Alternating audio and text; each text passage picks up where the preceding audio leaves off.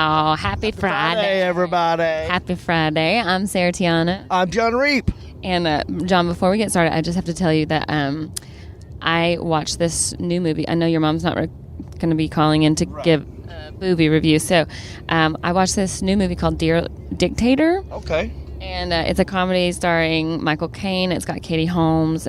This girl, Odeya Rush, she was like in Lady Bird. Okay. And Seth Green, Jason Biggs. Anyway, so Michael Caine plays this guy named Anton Vincent, and he is the dictator of an island nation who becomes pen pals with an American teenager. That's the girl from Lady Bird. Her name's Tatiana in the movie. So anyway, political turmoil or whatever happens on the island, and so he has to flee, and he seeks refuge in her garage, basically. Okay. In the suburbs. And just by being in her garage, he teaches her how to start a revolution to overthrow the mean girls in her high school.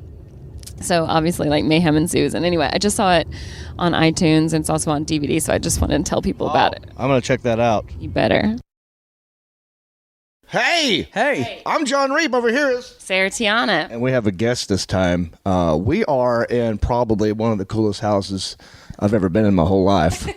And Sarah, this is the first house you've been in that doesn't have wheels on it. Not wheels, and then yes, I know.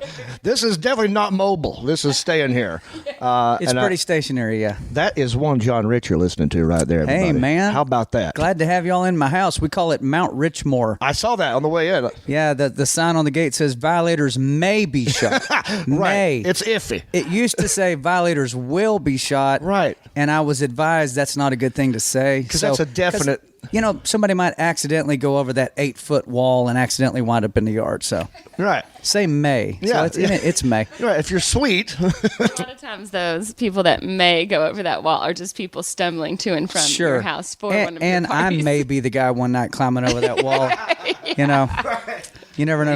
You got people here. You're like, hey, Exactly. I own the place. It's right in the middle of town, man. We're right, like, I don't know, maybe 400 yards from Vanderbilt, right in the middle of Nashville. This hill that the house is built on, in the Civil War, the Confederates had downtown Nashville at the Cumberland River was one of their big strongholds.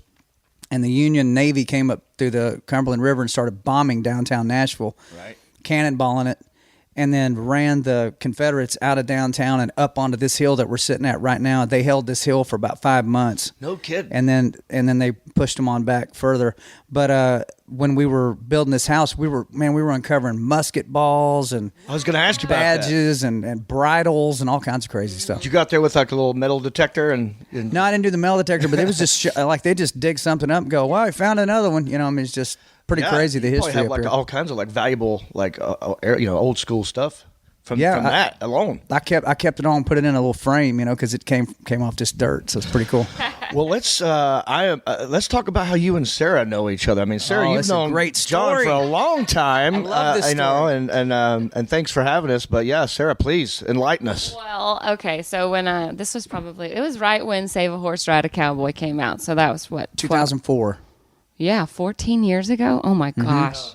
So I was. We still look good. We still look really good. Well, you do I just anyway. turned 40. Yeah. That's it, man. The last time I was. No, that's not the last time I was at your house. I thought it was going to be your 40th birthday, but that wasn't the last time I was here. It was much sooner than that. He came in, and I was like, oh my God, that's big and rich. Him and Kenny both came in, and he heard my accent, and he goes, where are you from? Well, and you were waiting tables. I was waiting tables at the Four hotel. Seasons. Yeah. Oh, sorry. I thought I said that. So yeah, I was waiting tables at the Four Seasons, and they came in, and I was like, be cool. And he heard my accent. He's like, where are you from? I said, I'm from Georgia. And he goes, are you an actress? And I said, no, I'm a comedian. And he said, I love comedy. And I said, I know, you ordered a Chardonnay. She always dings me with that. And then I said, are you funny? She goes, well, I think I am. I said, well, I'd sure like to hear it. Yeah. And we kind of broke the rules, didn't we? We definitely broke the rules because you said, can you get me a DVD? And I was like, oh, yeah, no problem. I mean, he didn't know I was breaking the rules. And so I had, because I'm not supposed to interact with a guest and give. Pitch your stuff to anybody that's there, you know. Oh. But I asked for it. Yes. So. Yes, you always ask for it. So I sent him a DVD. I sent it to concierge. I was like, Mr. Rich asked for this in his room. And you called me like 20 minutes after you watched it. Mm-hmm. And you were like, I think it's so funny. Can you write jokes about country music artists? And I was like, oh, yeah, absolutely. That's totally easy. Yeah. And I sent him a joke every day for 6 months so that he wouldn't forget about me. Yeah. Mm-hmm. Yeah. And then I invited Sarah to come out to a birthday party of mine. And I had like Brooks and Dunn was out there and Kid Rock was out there. And all these people were hanging out at this party. And I got Sarah up to roast them. And I didn't know I was roasting at the time. Roasts weren't popular back again already. Right. So I didn't really realize I was roasting. It was just jokes about them. But it was looking roasting. back, it was very roastish. Definitely a roast. But I didn't have the confidence to do what I was doing. The jokes. Oh, yeah. It was terrifying. Your Brooks and Dunn joke was the killer. Yeah. And Kick still talks about it, by the way. He loved it. Ronnie, not so much. You remember what it is? I said... Yeah, it was about... you can tell the joke, but just to show you that I remember, yes, it had to do with a Vegas act and then comparing them to a country act. Oh, look at you. Yeah. Okay. I said... He was the first person I saw. I was like, oh, Kick's huge fan, but I can never remember which one is Brooks. Never remember which one's Brooks, which one's Dunn, which one has the mustache, which one doesn't, which one actually tames the white tigers, and which one doesn't do magic at all. And Jon is the only person laughing in the back. Like, he is just dying. Which I don't give a damn. It's my party. Yeah, exactly. And I'm there to have fun. He's sitting back there with Joni and Granny Rich was there. Oh, yeah. And they're just, like, giggling, and no one else is. Everyone's just staring. And I was like, did you not think that was funny? And Kix goes, no. And I said, maybe I didn't tell it right. I'll tell it again. And then I told it again. And then it just went downhill from there. And the band played cricket noises. Do you remember that? Oh, yeah. And Brian McKnight went up after me and was like, guess I'll go to clean up this mess. And because that's when y'all had just put out one, I'm like a dream come true or whatever. And then I got super hammered, and Tanya Tucker came up to me at the bar and was like, I don't care. I thought you were funny. And then she just laid a kiss on me. Anytime you can get Tanya Tucker and Brian McKnight at the same party, you have pulled off a coup. Right. Yeah. This is like a redneck coup, brother. You pulled it off. And luckily, Jon stayed my friend after that, and he just kept having me over here to make fun of him and all his friends. I like the fact that Sarah was willing to pull up shop and fly out to Nashville and like barely knows me or anybody else, and just like, anybody that'll chase down something that aggressively has my respect. Right. No matter what ultimately happens with somebody's career, the fact that they're running at it that hard gets my respect. And that's intimidating too. Like, I mean, you were just telling me, like, you've been here more than you've been at Zanies. Oh, yeah. Yeah, like, I've been coming to Zanies for years, but you, I mean, that's intimidating, just coming straight out of L.A., hearing all these huge artists, and now you're messing with them. Yeah. That's scary. Yeah, and not in a comedy club environment. No, it's a wild, crazy birthday party. House. And she's having to stand up there and try to hold this room, but Were you the only comedian here? Oh yeah! Oh yeah! It was a variety show. Oh, I had an R&B singer. I had some country singers. I had a comedian. We had a naked girl laying on a table covered in fruit by a fondue fountain. What? Come on! Oh my God! Escorted out with like 8 little Playboy bunny dressed girls. Right. They like walked him out into the party, and I was like, wow! I lit some bottle rockets at the end inside the building. It was great. This was 2004. This was about 2000. I was a year after that. It was January. It was your birthday. Yeah, that's right. So I think. So we go way back, man. So we go way I heard back. you guys were coming through town, and I jumped at the opportunity to be on your podcast. And how fun! That's gonna be a blast. Finally, you've made it. Finally, I get my break. Right, your big break. But now, I mean, I was trying to tell Jon just about like all the amazing things that you do, because I feel like every time I come here, I definitely end up coming to your house, and I've been here when the sun comes up many a times, but I feel like I've also been here when you're like, well, just come down to the studio. I'm laying tracks today, and I have to sing like a woman, so don't judge me. That's right. Like a woman. Because he's like a virgin. Like a virgin. Yeah, Big and Rich covered like a virgin. Yes, No that's kidding. right. Oh, yeah. That's a good one. Yeah. Oh, wow. Like a virgin. Well, with the one I saw, you were laying down, because I don't know if a lot of people know, but John Rich is like one of the most successful songwriters, I think, in Nashville. You've won ASCAP Writer of the Year, like, Awesome. I don't know. I feel Few like you win it times. every year. There's a lot of You've guys won it. that write a lot of hits, but I've written my share of them. Yes. I mean, for instance, Gretchen Wilson. Redneck woman. Yeah. Yes, and Mississippi Girl, right? Yeah. Her- Aldine cut a bunch of my songs, Hicktown and Yep. Johnny Cash and Emerald of the Sky and a bunch of that stuff. So, You're quietly the Yoda of all this stuff. well, Sitting back there. those artists that you're talking about right now was kind of like how I met Sarah. That, Gretchen was a bartender. Jason Aldean was brand new in town, didn't know anybody. He's out just, kind of roaming around going, who will write a song with me or whatever. And I think that's where you find those big rocket rides in our businesses, when you can get with like-minded people who are also starting out. Everybody thinks, oh, if I can just get a cut on Garth Brooks, or I can get a cut on Taylor Swift, or the biggest one out there, that's what's going to do it. Well, the big rides happen when you're on the ground floor with somebody and get to take the ride with them. Right.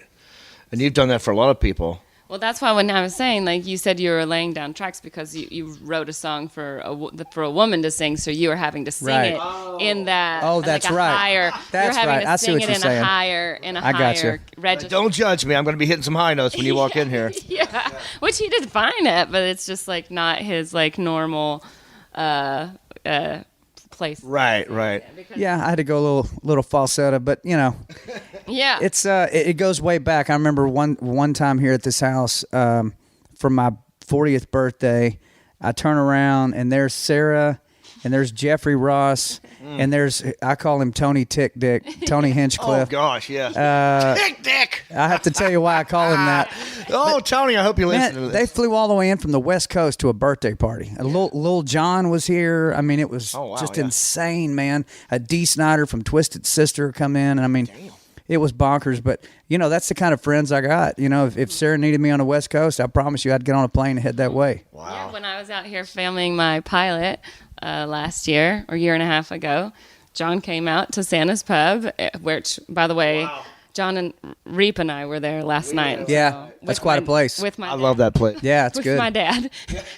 And Thompson Square. And Thompson Square. Yeah, and like we were there. Yeah, so John was in my pilot. Do you actually get up and do karaoke when you do these? I mean, you must hate that. Oh yeah, I mean, oh yeah. One of the craziest things to do is like if we're out on the road, we'll have to have the next day off because I'm not going to go do it if I got to do another show the next day. If I got a day off and we're like in Iowa or wherever we might be, we'll go find a karaoke joint and I'll get up and sing "Save a Horse, Ride a Cowboy." And you walk off the stage and go, man, you not only do you sound just like him, you look just like him too, man. That's crazy. It is uncanny. I go, I know, man, it's nuts. I get that all the time. Where are you from? I go, Missouri, whatever. Yeah, right. But is it because you wear your baseball cap Yeah. when you do the karaoke? Yeah. Because it's like, seeing you in a baseball cap is like seeing, George Strait in a baseball cap. Right, It'd be it's a very little weird. different. Yeah. But they go, oh, man, this is uncanny. It's uncanny. What was a song that you would do that people might expect you to do, like a random? Well, you said like a virgin, but Yeah, I mean, Big Kenny and I do a version of Madonna's "Like a Virgin." Yeah. You should go look it up. It's on iTunes. Go listen to it. It's okay. crazy. We're doing it immediately. In our show, Big and Rich, when we showed up here on the scene in Nashville, the music industry had no idea what to do with us. They knew what they thought to do with us, which is never let us ever be on the radio.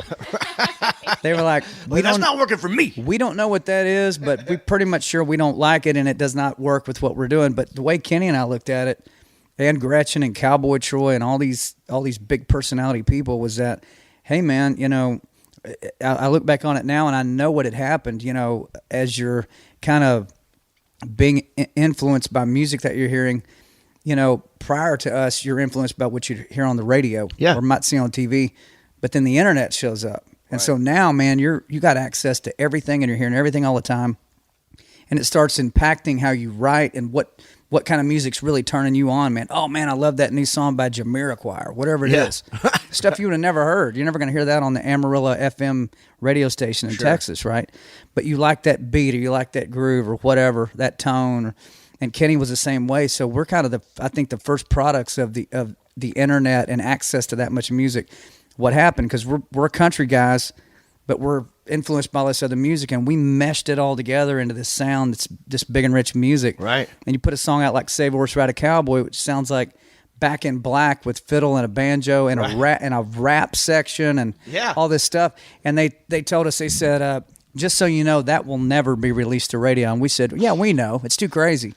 But then what happens is you put out a big and rich record, and so now everybody's got those 11 songs, and a radio station here or there starts playing track number 7, which is Save a Horse Ride a Cowboy, like on the Friday drive home, you know. Right. We're going to play this crazy song on the new Big and Rich record. It's called Save a Horse Ride a Cowboy. Ha, ha, ha. And they play it. Next thing you know, this song is charging up the charts, and we're selling, and these records start getting sold. And it just kind of, you know, the fans really overrode radio in the industry. The fans determined that Big and Rich was going to exist, and that's why we got to exist like that. Does that make you mad when you hear people say, like, that will never work? And then it's like, no, I love it when they say that. I love it when somebody tells me something's not going to work, or we don't understand what you're doing. Get the hell out of here. Yeah, hold my beer while I kiss your girlfriend. That's kind of my attitude, you know. And they may be right every now and then, but listen, man, nothing great ever happened because people were sissies. Right. You know, somebody's got to have enough nerve to step out there on the edge and cut a new path. Yeah. Otherwise, it's just you went to the school of redundancy school your whole life, you know? And that's no fun. Yeah. I don't think if there's anything John Rich is not, it is like basic. Like, I feel like you always are pushing the edge, and I feel like you have your hand. I feel like if you could have 4 hands, you would, because I feel like he said, that's how we've always gotten along, because I just try to stay busy constantly, and I don't want to just do stand-up. I want to write this, and I want to perform in that. And and I'm not going to slow down. And you should. Yeah. You know, I think if you can do multiple things, you should do multiple things. Yeah. You know, some people will advise you to not do that because they say focus on one thing and just do that. But I'm sure I look at it like you guys do. You might be doing variations of what your core talent is, but it is one thing, and you'll find that the other things you do outside of your core lane just sharpens the middle anyway. Right. They all kind of sharpen each other up, and you learn all this other stuff. That's podcasting for us is kind of new too. Like I can tell. No we kidding. Don't always come to mansion like this. The mansion, the redneck mansion. The rich more, but. Yes. When you when I saw that you were going to be on Celebrity Apprentice, I was like, John's going to win that, because I knew you, and I was like, he's a businessman as well as an incredible artist, which is rare. I think some people are really good at the business, and they're like, maybe they're not as good of a performer or something, or they're great at the business, you know, vice versa. It's two sides of your brain. That's left brain, right brain stuff. But I always felt like you are really, I feel like the only person I know that has been able to be super successful on both of those. Well, I appreciate that. I watched that whole season, and I fell in love with you on that because of that show. Yes. Well, man, I already liked you, but then I was like, no, I really like it. Thanks, man. Yeah, really. Well, that show gave me the chance to. You know, first of all, I was playing for St. Jude Children's Hospital. Right. So that alone put me in a different mindset. When I stepped on this TV show, I'm not there to promote a record. I'm not there to promote me. Mm-hmm. I'm trying to win this show. My goal was to raise over $1 million because nobody ever got near $1 million. Right. I think Piers Morgan did like 450 or 500 grand, which was a big amount. I said, yeah, I think I could do $1 million. So I took on the show. Wow. And said, I'm going to try to raise $1 million for St. Jude. And I knew the kids at St. Jude would be watching every single episode, and their parents are going to be watching it, and the hospital's going to be, they're all got people that work there. So the last thing you want to do is get suckered into some situation or say something below board or act like a nutball on TV, even though you might want to when Gary Busey is 2 inches from your face, acting like a loony bird, you know. But it always kept me in check knowing St. Jude was the reason I was there. And that's really the first time I can recall in my career that I was in that mindset for that amount of time. Because it went on, I was on camera 58 out of 60 days from 6:30 in the morning till 11 o'clock at night. That's exhausting. It was brutal. You know, it's Mark Burnett who does Survivor too. So he basically treats you like you're on Survivor. Don't get to eat, don't get to sleep, wear everybody out because he wants you to crack up. You know, it makes good TV. Right. But I never took the bait, and by the time it was over, we wound up victorious. That was awesome. What made you decide to do that show? They came after me two seasons before that. They hit me 2009, 2010, I said no to both seasons because I was watching how insane it was. I just went, I don't know if I want to step into that. That looks like a good way to come out. A lot of downside. Yeah, and it can make you look bad too. They can Quickly. edit it however they want to edit it. They can edit it however they want to. They came at me again that third season. I said, all right, if I'm going to play for St. Jude, surely I can. They can only hit me in the head with a hammer that I hand them. So don't hand them the hammer and they can't hit you in the head with it. Sure. Like this is me talking to me, right? Like going, yeah, dummy, just don't hand them the bullet and they can't shoot you with it, right? Yeah. So I went in there with that attitude of, be quiet, listen a lot, and then make your moves when you need to, and let's go raise $1 million. And even if you lose, you raised $1 million. Right. And I think that attitude's kind of what pulled through at the end. The big move I made on Trump, people ask me about Trump all the time. What's Trump like? I go, it's good people, great. It's a good guy. John Rich, my champion. That's a good impression. Yeah, well. So it was towards the end of the show, of the season, and I had hit every donor I could think of, from the next door neighbor to, John Bon Jovi. Seriously. Yeah, wow. Had given me money for St. Jude. I was out.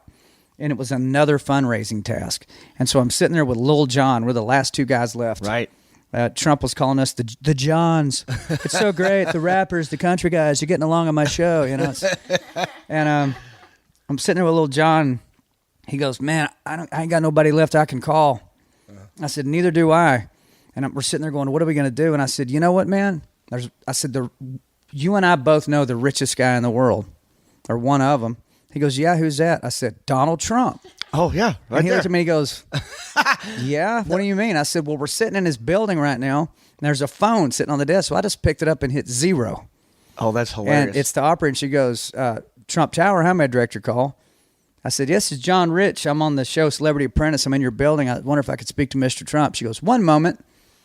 And Lil Jon's going, no way. He's going, yeah, this is going to work, man, yeah. That's crazy. I get to his office, and I hear, John Rich. I go, Mr. Trump. He goes, John, how's it going? Is everything okay? I said, Mr. Trump, I'm calling because we've got one last fundraising task, and I'm fighting for St. Jude. I'm trying to win your show, and I'm calling to ask you for a $100,000 donation. That's awesome. And here was his answer. Look at the balls on you. The balls. He just kept saying the balls over and over. Look at the balls on this guy. He goes, That's John, he goes, I would give you the money, but if I did that, I'd have to give it to everybody. I can't do that. But Right. he says, I will not forget that you had enough nerve to call me on the Yeah. phone on my own show and ask me for $100,000. No one had thought of that. Nobody had thought of it. That's And hilarious. That's really one of my tactics and throughout my entire career is to figure out that last little layer that you can dig the shovel down one more little Yeah. inch down in the dirt and find that gold nugget, man. Yeah. It's down there. Most people stop digging before they find it. Right. That's crazy. And so now with your new project, which is Redneck Riviera. Right. So when you told me that you licensed the term Redneck Riviera, I trademarked it. You trademarked it. I was like, what? Like, first of all, when you told me that, I was like, I did not know that you could trademark like a slang phrase for where we did spring break. Right. Yeah, because you've used that phrase your whole life, right? Myrtle, they call Myrtle Beach that. They call parts of Panama City Beach. Panama City, Destin, Gulf Shores. I mean, You're like, I'm just going to take that. Yeah. So nobody had trademarked it before? Yeah, so I was down there 2009, so coming up on 10 years, doing a Big and Rich concert that night. We had the afternoon off. It was in Gulf Shores. I was sitting by that big Ferris wheel down on the wharf, and I'm smoking a cigar with a buddy of mine, and I'm noticing people walk by. This one guy's got a Redneck Riviera ball cap with a fish hook in it, and this little kid walks by, and it says, my parents went to the Redneck Riviera, and all I got was this tank top, I ordered a beer. The girl brings a beer out. It's in a beer koozie, and it says, Gulf Shores, Alabama, in the heart of the Redneck Riviera. Right. I said, yeah, I've always called it that, too. And then the songwriter part of me kicked in, and I said, I wonder who owns the intellectual property rights on that phrase. So I called my attorney, and I said, find out who owns that. He calls back, and he goes, you're not going to believe it. Nobody's ever trademarked the phrase Redneck Riviera. How's that possible? That's what I said. I said, in any capacity. I said, what about barbecue sauce? Right. He said, nothing. I said, okay, well, how do you trademark something? He says, well, you got to pick a category and then you got to sell it across multiple states, turn in the receipts to the trademark office, and they'll either give it to you or they'll deny you. Yeah. What do you want to do? I said, apparel. He goes, okay, that's category 17. I said, great. So I printed up Redneck Riviera ball caps and T-shirts and built a logo, which is still the logo we have today, and sold them, turned in the receipts. My attorney calls me, says, well, now I know why nobody's ever trademarked Redneck Riviera. I said, why is that? He said, because they say you can't trademark a geographical location. What? You can't trademark Manhattan. Can't trademark Tennessee. Can't trademark a geographical location. He goes, so there you go. I said, well, no, not there you go. He goes, well, that's their answer. I said, well, it's the wrong answer. He goes, well, I don't know what you want me to say. And he got aggravated. I said, I'll tell you what. I said, that's an attorney in D.C., right, with the government? He said, yeah. I said, ask that attorney where he thinks it is. If it's geographical location. Right. Because last time I checked, nobody pays taxes to the Redneck Riviera. You can't mail a letter there, and nobody's address is the Redneck Riviera. Got it. Yeah. So that question goes forward. This is months now, back and forth, ping pong match, months and months. We get the answer back, which was an email, which I have now framed and hung on my wall. This attorney at the trademark office copied and pasted the Wikipedia answer of what is the Redneck Riviera. Redneck Riviera is a colloquial term used to describe the beachfront between Destin, Florida and Gulf Shores, Alabama, otherwise known as the Emerald Coast. Huh. And that was his answer, and I said, no, it's not. And I knew I had him right then. Right. Because you forgot about South Padre Island, Texas, and you forgot about Myrtle Beach. You forgot about, I start looking up Kentucky Lake, Lake Havasu, big signs, welcome to the Redneck Riviera. I found a Facebook post, this lady had her feet kind of up on a deck, and the sun's going down. She's got a beer in her hand. Looks like a Corona commercial. Mm-hmm. She says, another beautiful sunset here in the Redneck Riviera in Delaware. Right. And I'm pulling it from Northern California, and you name it. Yeah. So I turn all that into the trademark office. I said, Redneck Riviera is just like Margaritaville. It's wherever you say it is. It's just a different tribe of people. Right. But it's a state of mind. It is the way you live. It's a lifestyle. And they went, okay, stamp, and gave me apparel. So from apparel, I went on to perfect the mark in beer, whiskey, live music venues, footwear, a ton of things. Smart. And so now we're looking at Redneck Riviera nightclubs, and my boots are in all 50 states, and now the whiskey just launched. Damn. And part of the Redneck Riviera product itself is to help veterans. Yeah, so the Redneck Riviera whiskey, which if you want to look it up, go to redneckriviera.com and you'll see the whole thing. You'll see, like our jerky, I was telling you about that before we started recording, that Redneck Riviera beef jerky and pork jerky is in 5,000 grocery stores. And you know what tithe is when you're from the South. You tithe on your money. Yeah. You give 10% of your money back. On the jerky, 10% goes to St. Jude. On the whiskey, 10% goes to the Folds of Honor, which Folds of Honor is a group that pays for the college scholarships for kids who lost a parent in combat. Okay. Wow. And I know you guys do a ton of stuff with the military and USO. Last year, Folds of Honor gave away $61 million in college scholarships in 1 year. So the whiskey launched in January of this year, and in just 3.5 months, we've done enough business now. We're about to write a check for our first quarter for 3 scholarships already out of the gate. Nice. Can you believe that? That's great. So when you go buy the whiskey or you buy any of our products, you know it's kicking back towards stuff like that. Alcohol is paying for college. That's right. To, They're going to drink it anyway. Let's help them out. Might as well drink for a good cause. But awesome. it's pretty stout. You know, it's But your actual bars themselves, like, is the one in Vegas? You got Vegas and you got Nashville. So the one in Nashville opens up in 2 weeks. Nice. At 3rd and Broadway. And Okay. You employ veterans. We do. And So you get your first drink free. I know you like that bar. You like that bar. So inside Redneck Riviera Bars is an interior bar. I got to hire Sarah just to be my know. PR. I talk about it all the time. Just send her on the road. I talk about it in pitch meetings. I'm not. Do you really? Yeah. Wow. In Vegas. No, I'm talking about in pitch meetings because I've been pitching. I've also been pitching just like this.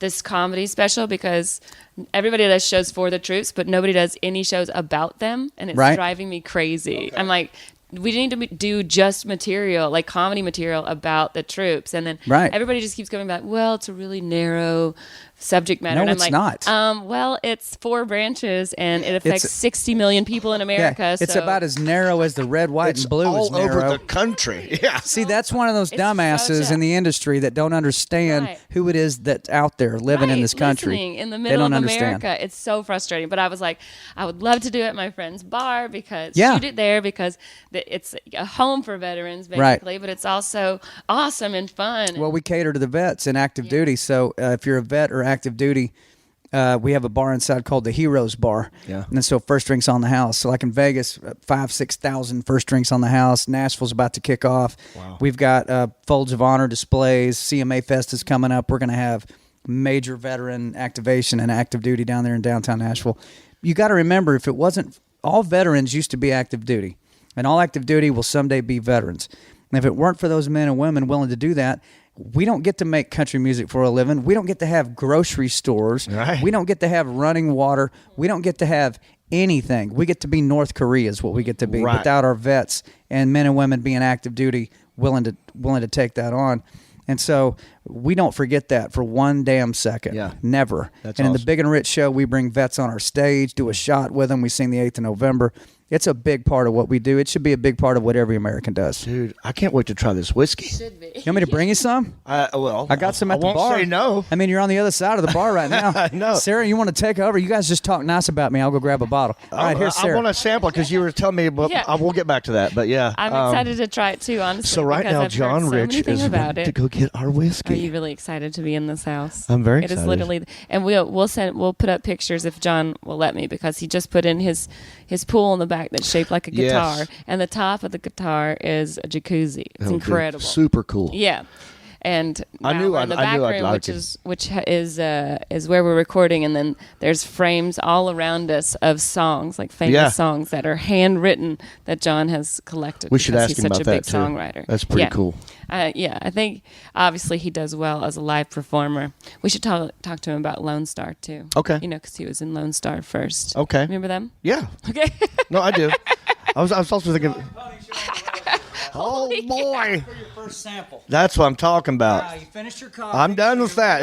It's time to switch gears. All right, so let me tell you what's so you're looking at this bottle, Yep. and it says "Work hard, play hard" on the front. Redneck Riviera whiskey. I've been a Crown drinker Right. since before I was old enough to drink. You know, because I was playing Yeah. in the bars, man, right out of high school, and Crown Royal was just that's what I like to drink. Yeah. It was easiest thing to me. Smooth. It's easiest, smoothest thing to drink. Yeah. And it's Canadian blended. So I started wondering as Redneck Riviera was building, where's the American blended? Right. You know, where's the counterpoint to Crown? Walk into a liquor store and ask them, hey, show me where your American blended whiskey is. And they look at you like, what are you talking? There is no such thing as that. And I realized, you know what? There is no such thing as that. I'm going to make it. So I love that. I love that. He's just So, like, well, I'm gonna do it. I'm feeling Yeah. a need for the American people here. Yeah. I love it. So I spent all of 2017 with a female master distiller, Okay. which is very rare. There's like 3 female master distillers in North America that are at that level. This lady's name is Mel Heim, Heim. Go look her up. Right. Very decorated distiller. She's a chemist. She's just brilliant distiller. And Sarah will tell you, I love working with a creative, strong-minded female because, especially on anything creative, because they're seeing one side of it, I'm seeing the other side, and you meet in the middle, and you've got a complete sphere. Right. going Right. on. Right. So it was really awesome to work with her, and we worked on it for 8 months of 2017 and finally got that blend down to a point where I said, okay, that smells right. It doesn't burn. It doesn't bite. It's 80 proof, and that might be the smoothest sip of whiskey I've ever had. And I had one last hurdle to jump, and that was I had to let the most experienced whiskey drinker I personally know bless it before I would send it out into America, and that is my 86-year-old Granny Rich. Oh, nice. Okay, now Granny Rich she said she had her first whiskey when she was about 14 years old out in Pampa, Texas. She still has a little whiskey every night. She smokes a pack of cigarettes every day, works a 40-hour week in her shop, Rich Designs and Alterations, hemming people's jeans and fixing wedding dresses and whatever. She also makes a lot of his clothes. She makes a lot of my stage stuff. Oh, nice. Yeah, so Granny's a rock star. And Yeah. I went to her sewing shop and I said, all right, Granny, I think I've got it. She goes, all right, let me clear off a spot. And she clears off her sewing machine. And I filmed it, too, by the way. I got to send you guys this little shot. Okay. Puts 2 shot glasses on her sewing machine, and I poured her a shot, poured me a shot. She takes about a little sip of it. She looks at me, and she goes, now that's smooth right there. I said, how smooth is it, Granny? And she tipped the whole shot back and slammed the shot down. She goes, about that smooth. I said, so do we have a winner? She goes, I'd drink that. I said, all right. So I called my distiller. I said, it's Granny Rich approved. Let's put it out. That's all you need. So this is what it is. So this will be your first little Yeah. Thank you. sample, and we'll say, cheers. hey, Here's here's for the Folds you, of Honor. Here's to your Troops podcast. and Granny Rich. Welcome to the house. Thank you, buddy. Thank you. Oh, Oh my God. there you go. That is really good. How Hey, easy man. was that? That was There's not enough really good. O's in the word smooth to say how Right. smooth that is.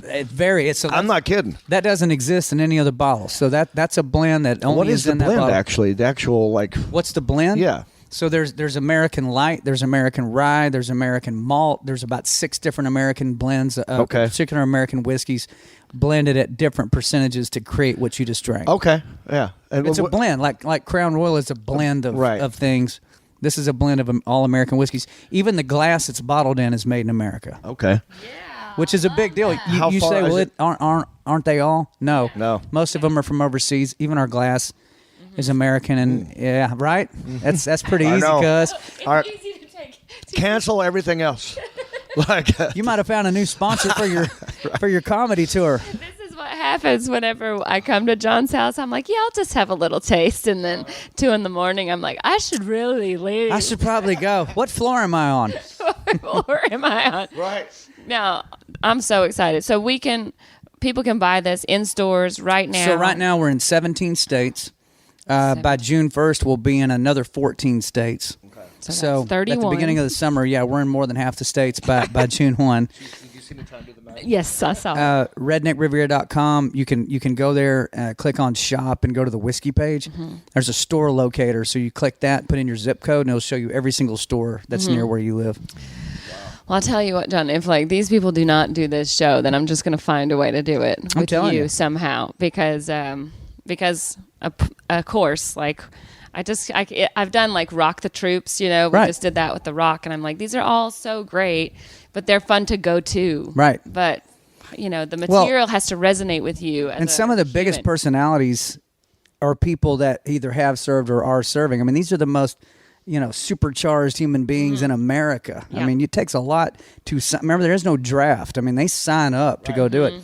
That tells you a lot about them right off the bat. So I like your idea of talking to them, doing something with them and not for them. I think it's Yes. great. And they're great audiences, Yeah. too. I've done a couple shows at an officers club, and they're just the most respectful. Like, they don't, they're like, go ahead. Yeah, right. We'll let you talk, and then Let's talk for if a it minute. doesn't work, then Yeah, but they got a good sense of humor, man. Oh, They, man. they need to laugh. If Yeah. anybody needs to laugh, it's my them. uncle's brass because he was 2-star general, and so they were like, "Oh, the brass is here, so we can't say nothing." And like, what you do is you tell a little joke about the brass, and if they just start giggling, you're like, "All right, All we right. can talk all about yeah, game on. game Cut it on." loose. Yeah. So this is so exciting. You don't even have to mix this with anything. No, that's normally I'm like just on an ice put a cube. Is little all you got there. Coca-Cola in there, but this is all you need. Well, yeah, when Granny tried it, didn't even have ice in it. It was just a shot. But that was the point, another thing, because I own the brand, you might see some celebrity brands or whatever that are out there. Most all of them are, endorsements or something. They don't own it. Yeah, We told the story about the trademark. I mean, I own the phrase. That's smart. I got an 8-year-old son and a 6-year-old son. I want them to help me run it one Right, day. right. It's like a family business for me. So we take a lot of pride in what goes in that bottle and who we support with it. And another thing is when you own it, you get to determine what the price point is. yeah. We go back to the original thing of Redneck Riviera. It's because people would say we can't afford to go to the French Riviera, so where do we go? We go to the Redneck Riviera. Right. Because you can afford to go there, and it's Okay. beautiful, and the people are cool, and the music's great, and the food's awesome, and you have the time of your life, but you can afford it. Yeah. So whereas that bottle, you taste how good that is. That could be a $35, $40 bottle of whiskey Right. all day long. Right. It's $24.99. Because I get to set the price. So Yeah. that's another big thing is Affordable. I've said I want, working class people to be able to drink the good stuff. Right. I used to do a lot of wild turkey. Yeah. Yeah, the kicking chicken. That Granny is always kicking. used to drink. That'll light you up. It will. Now, Granny was a Southern Comfort girl. Okay. Yeah. with Okay, Dr. so Pepper. good. She called it Dr. Comfort. That's what she called it. My mother just started drinking a little bit recently, and she does this thing she calls Betty Booze. Oh yeah, Betty Boo. She'll go out and buy like the cheapest red wine that there is. I think it's just called Burgundy. It's just the name of Right. the color. Right. She gets a big jar of it, and then she'll put that in a glass and like try. She'll mix it with like Sundrop. So she'll freeze the Sundrop, right? And then it gets Okay. like a slushy, and then she pours the red wine on top of It's like that. a redneck sangria. Yeah. What is that? Yes, exactly. Something. She calls it Betty Booze. Yeah. Well, if it works for her, that caffeine probably sends that buzz a little quicker too.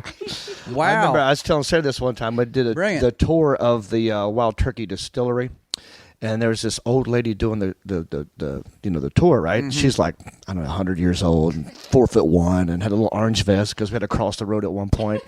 And she's very safety first. And then she kept saying the term bunghole, because that's actually the term for the hole in the barrel of a whiskey barrel. Yes. Is it really? It's the bunghole. Well, that's where it came from. Wow. And so, we thought she was trying to be funny, and we were just laughing our asses off. She goes, and so anyway, blah, blah, blah, blah, blah, the bunghole. And we would just lose it. And she didn't know why we were laughing, but... She probably thinks she's the funniest person in the world because everybody laughs at her all the time. Wow. Oh, my good old jokes. Yeah. So what are you? What's up next for you? What is? Big and Rich going on. We've been doing shows, Yeah. but once we hit June 1st, it starts with CMA Fest.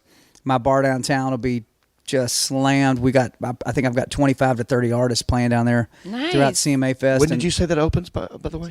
May 3rd. Oh, shit. It's like 2.5 weeks. Oh. Nice. 2 weeks, yeah. It's almost. They're hanging the PA in there today, so it's Wow. getting really close. It's exciting, and then just Big and Rich, man, all across America, and Redneck Riviera pounding down the road. I was admiring this wall right here of all these lyrics. It's my lyric collection. Yeah. I don't know anybody that has a lyric how collection. do you get that? I mean, like, is Well, it something you ask for over the anything you years? see up, yeah, like Charlie Daniels, right? Yeah. So you do a show with Charlie Daniels, and I said, "Hey, Mr. Charlie." He goes, "Hey, John." I go, "Man, I'm starting a lyric collection." "Oh, that's cool." I go, "Any chance you get any time you could write down 'Devil Went Down to Georgia' and sign it to me?" He goes, "Sure, man, I'll do it." And so he does. So there's "Devil Went Down to Georgia." Okay. You go through and you got like all the Golden California from the Gatlin Brothers, and God Bless the USA's up there from Lee Greenwood, Seminole Wind, John Anderson. I love that one, too. A Cowboy from Kid Rock's up there. There's just some of my favorite songs, and I've got "He Stopped Loving Her Today." That's the number one. Bobby Braddock wrote the lyrics out, and at a party at this house, Sarah, we had it was another birthday party, and the theme that night was hee haw. Yes. So all the guys had to wear bib overalls and white collared shirts, and all the ladies got pigtails and Right. off the shoulder stuff, And George Jones came to the party. No kidding. Yeah, I had Ralph Stanley and the Clinch Mountain Boys playing on that stage in there. Wow. Which he's passed on now, but he was the godfather of bluegrass since Bill Monroe had passed, and it was Ralph Stanley who discovered Ricky Skaggs and Keith Whitley and all those guys. So he's in there playing, and I had 80 hay bales in this big room in here, which I'll give you guys a link if you want on this Okay. house. There's a video about the house. It's pretty good. cool. Okay. People can kind of see what we're talking about. But we lined up all these hay bales. We had live roosters on the bar. It was insane. And I'm sitting on a hay bale with George Jones, and I had gotten the lyric to "He Stopped Loving Her Today," and he's sitting there chewing on his chewing gum, just chomping it, because he can't drink anymore or do anything, and chewing his nicotine gum. And I said, "Mr. George, if I bring you the lyrics to 'He Stopped Loving Her Today," I said, "Bobby Braddock wrote them out. Would you sign it?" He goes, "Yeah, man, bring it on over here." And so he actually signed it. So I have that downstairs of the written out by the writer and signed by George. Wow. And in country music, we consider "He Stopped Loving Her Today" to be the greatest country song ever written. Yeah. That It's wasn't very a- moving. You know what that is? It's the saddest. If you can tell everybody what I'm pointing It's at. a saddle. It's a saddle. Now, you want to walk over there and tell me, just walk over there, hand the mic to Sarah, walk over and tell me whose name's on the back of that saddle. And it ain't really a name, it's a moniker. It's a nickname. On the back, on the top of the saddle, see the silver? See the silver? What's that say? Possum. It says Possum. Now look down on the stirrup down there. What initials do you see up there? Oh, GJ. GJ. So whose saddle you reckon that is? That might be George Jones. That might be the Possum saddle. How do you? 2 weeks after George Jones passed away, his wife Nancy Jones, who, like I said, they used to come up and hang up Yeah. out here at the house. she calls me and she goes, I said, "Hey, Nancy." She goes, "I'm at your front gate. I got something to George's I want to give you." Get out of here. And I'm thinking, no. I said, "Well, all right, come on in." I'm thinking, oh, maybe it's a pair of boots or maybe it's one of his old gold albums or something. I don't know. She got this guy carrying this big saddle. I said, "Good God." She goes, "Yeah, this is George's Circle Y custom saddle."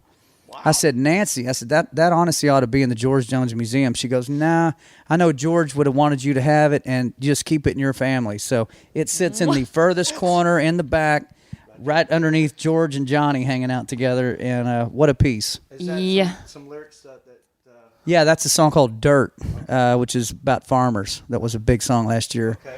Florida Georgia Line song called "Dirt."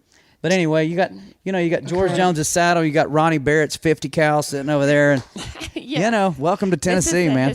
And then you have the saddle from Gillies, right? Yeah, so the rhinestone saddle hanging from the ceiling came out of Gillies from down in Texas. So back in the 80s. It's kind of like a museum a little bit, I guess. It is. Take pictures and Yeah, okay. For sure. Would you have a most prized possession in here? Do you have a favorite piece? I would think that it would be hard since. That red Gibson hummingbird right there. So early on in my career, I couldn't afford. I wanted a Gibson hummingbird, but they were like $3,000. I didn't have enough money to buy one. So I went hunting around at all the guitar stores and I said, "You got any old Gibsons? It's okay if they're beat up and they need fixing or whatever." And he goes, "I think I got one in the attic." So I went up there, found this guitar, and it was beat up bad. But I had a buddy who repairs guitars, so I think I gave the guy $600 for the guitar. My buddy fixed it up, and it was about a year after that I met Big Kenny, Gretchen Wilson, James Otto, all those guys. I started meeting McGraw and Faith, and all that stuff started happening, Aldine. So that guitar, it's kind of retired now, but I've written a little over 700 songs on that guitar. Wow.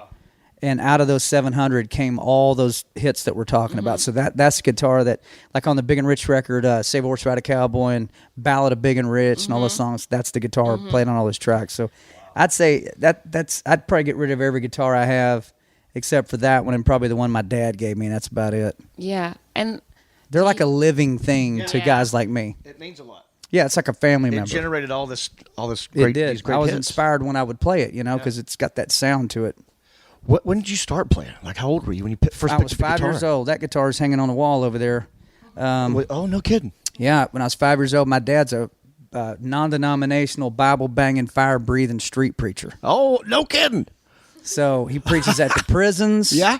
He's been to 32 Mardi Gras. I mean, this guy, he will walk right out in the middle of them and with his guitar around his neck and let it rip. Okay. Sing "I'll Fly Away" and start preaching. Oh, wow. I mean, it's unbelievable to watch this guy. So when I was a kid, you don't make a lot of money doing that. Yeah. And there was 4 kids, right. And he had all these extra jobs. So he was selling cars, mowing grass, detailing cars, giving guitar lessons, anything he could do. He was a night watchman at the bank. I mean, all this stuff. And so one of his jobs was teaching guitar lessons, and he said, "You want to go with me to teach guitar lessons?" And I'm 5. I'm like, "Sure, Daddy." So I went with him, and he's watching me watch him teach, and he saw that I was understanding it, and he handed me this little guitar. And I started learning at 5 years old, and by the time I was 7, I could play most of the stuff he was playing. No kidding. And so that guitar's on the wall. And that did you just learn by watching, or was it like I just followed his instruction as he was instructing adults, Oh, I see. And I just do what he was saying. And then my worst punishment as a kid would be to lock my guitar in a closet. Oh. I'd rather take a whipping. I'd rather be anything you can come up with, but don't do that. And he figured that out. So 13, 14 years old, boy, he locked that guitar in a closet for a week, and it's just like, oh, I'd rather you do anything to me. I just love playing it, and I never knew you could make money doing it. Yeah. I just loved it. Do you remember like no, of course you do, like the first song that you remember writing? And first song I ever wrote, yeah. I was probably 15 or 16, and was after this cheerleader. Okay. It's always the girl. It's always the girl. And she was seeing the big football player guy. Right. Right. And he kind of looked at me like, who's this wormy little kid walking around or whatever? He's muscled up, good jock guy. Yeah. I'm like, okay. And so I wrote a song for this girl and put it on a cassette tape and stuck it in her locker. That is awesome. Uh-huh. Romantic. And about a week or two later, guess who's got a date with this girl? this guy, JR. this guy. And that upset the football player pretty good, but I didn't really care. I'm like, hey, man, you throw footballs all you want. I got this guitar. Let's go. Wow. Let's fight. Where do you think that cassette is today? Oh, do you man, think I don't she know. still has it? Like, 'cause that'd be worth some dough right You there. could go on eBay. It might be on eBay. I think every guy that ever picked up a guitar did it to probably meet girls. Yeah. That's probably ultimately why any of us ever wanted to be That's in a why band. I still do comedy. That's why you do comedy, It's right? not working out, I like but, funny you know, guys. He just makes me laugh. Yeah, they all say that. I like a good sense of humor. Like, do you? Yeah. I'm proud of you guys, man. I think it's so tough what you guys do. It's tough what I do too.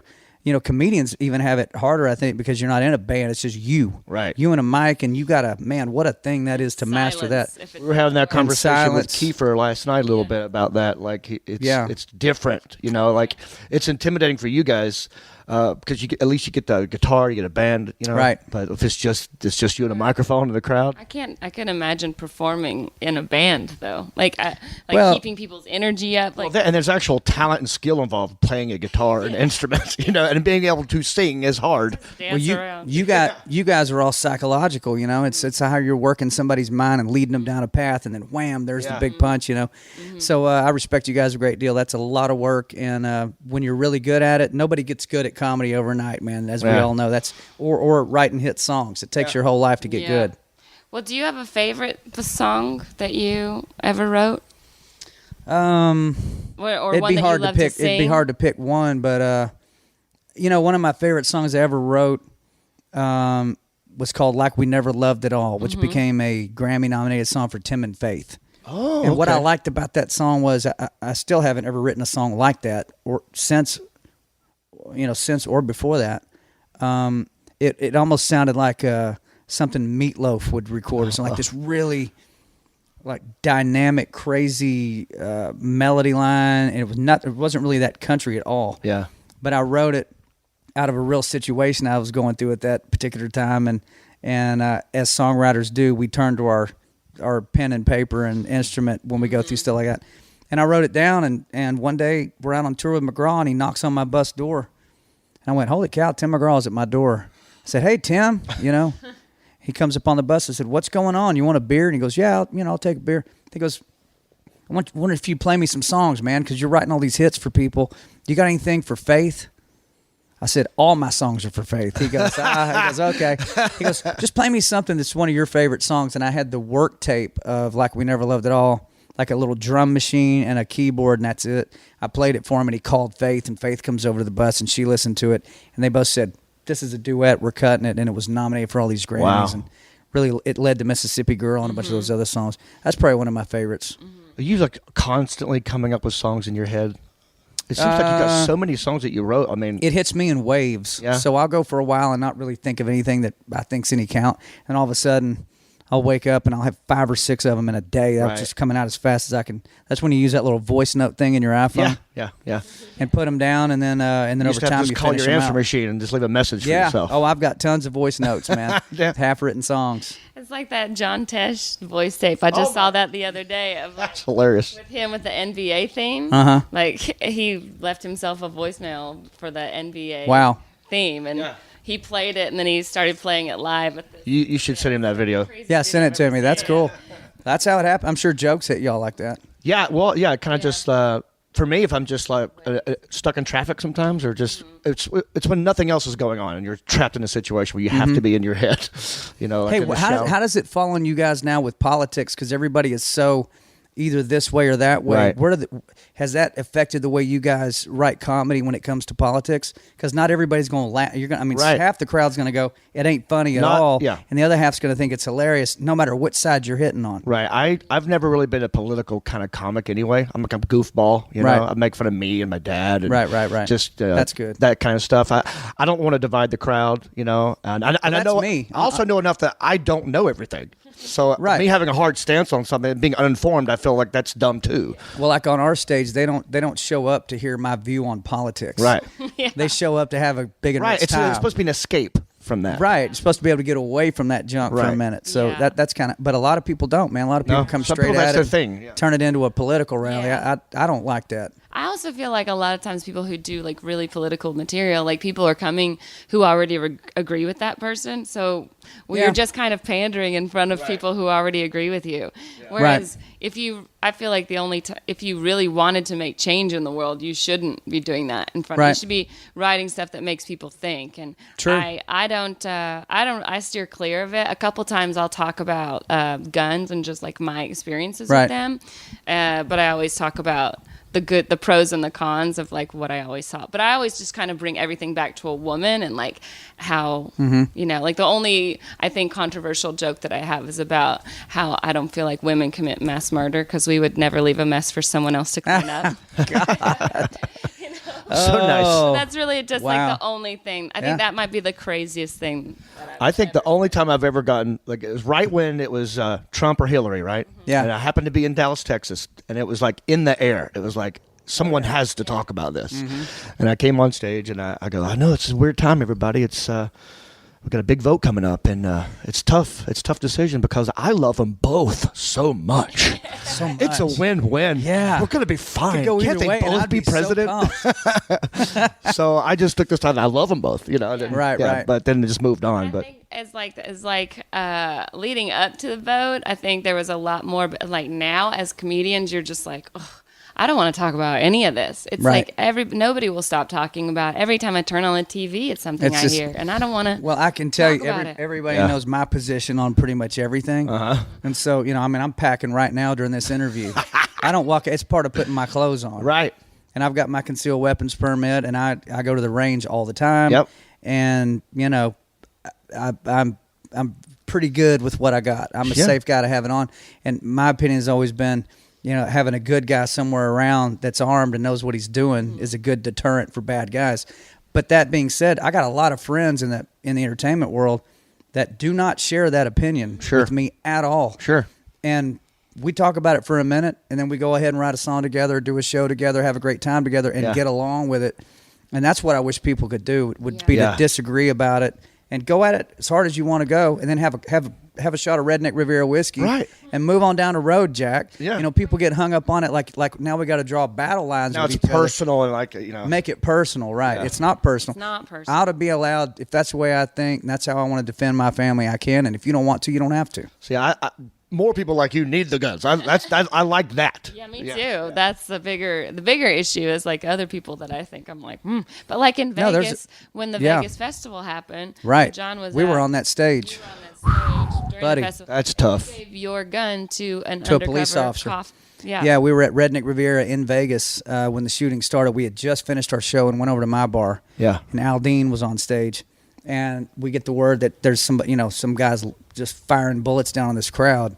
Which, by the way, now the only thing that would have knocked that guy out would have been a sniper. Right, you'd have to have a sniper to hit that guy. So guess what they now have at all the music venues? Snipers. Oh, on the every roof of buildings single venue I played this year. Yeah. Has multiple snipers with the SWAT teams in case that ever happens again.